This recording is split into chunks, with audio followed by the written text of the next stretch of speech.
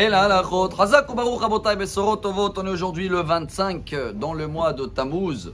Il nous reste pas beaucoup de jours, 65 jours jusqu'à la fin de l'année. Et c'est maintenant le moment de se purifier. En général, on dit chaque chose qui a été mélangée avec quelque chose d'interdit, en principe, Batel Beshishim, il s'annule avec 60.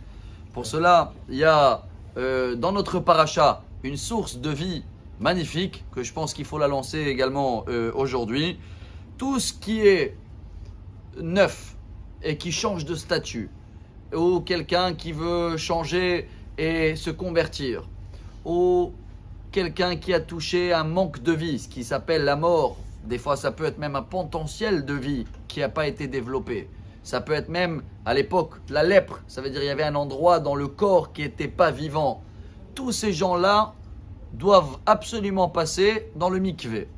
C'est quoi le mikvé? La source, elle est dans la paracha. Après que tous les vaisselles qui ont été utilisées chez Midian, ils arrivent à Moshe et disent, voilà, il y a eu plein de choses non cachères qui ont été utilisées. Qu'est-ce qu'on fait? Alors, on a compris hier que Elazar, il donne la règle et il dit, tout ce qui était passé dans le feu, il faut le passer dans le feu. Dans l'eau bouillante, de l'eau bouillante. De là, on apprend aussi toute la cacherisation de vaisselle pour Pessah.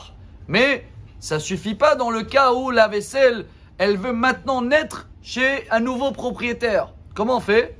Mikvé. Qu'est-ce qu'il y a de spécial dans le mikvé, chers amis? Pourquoi je ne peux pas le tremper dans la baignoire? Alors, bon, bien sûr que c'est une hok, zot hokat Torah. C'est une règle que Dieu il a instaurée. Mais à nous d'essayer de trouver un petit peu de goût dans l'eau, si ça se dit comme ça. C'est vrai que le mikvé doit être naturel, ou de l'eau d'en bas, ou de l'eau d'en haut. Mais pas quelque chose qui a été intervenu par l'être humain. Pas du tout. Il faut que la quantité minimale de l'eau, 40 CA, ça peut être entre 400 et 700 litres, etc. Ça doit venir naturel. Parce que quand Dieu il a créé l'homme, il a pris de l'eau d'en bas, il a pris de l'eau d'en haut. Et tout ce qui est nouvelle création, dès qu'il sort de mikvé, que ce sera une femme qui sort de mikvé, la vaisselle, un homme qui sort de mikvé, c'est comme si qu'il vient de naître, comme si qu'il vient de sortir de le ventre de sa maman. C'est pour ça qu'on enlève aussi tous les objets, rien. Et quand il sort, nouveau statut, il est monté. Pour cela, dans la halakha également, construction de mikvé passe avant une synagogue. Bon, j'ai fait tout ça pour parler de la paracha, mais également depuis hier, on a lancé en bas la construction de mikvé en place centre-ville à la demande de Rabbi Amos, rajouter purification. Et si Dieu veut, il va avoir aussi pour les hommes, aussi pour la vaisselle, aussi surtout pour les premières qui font leur mikvé. La première fois au monde, c'est les femmes qui vont se marier. C'est à partir de ce mikvé-là qui vont partir sur une vie pure.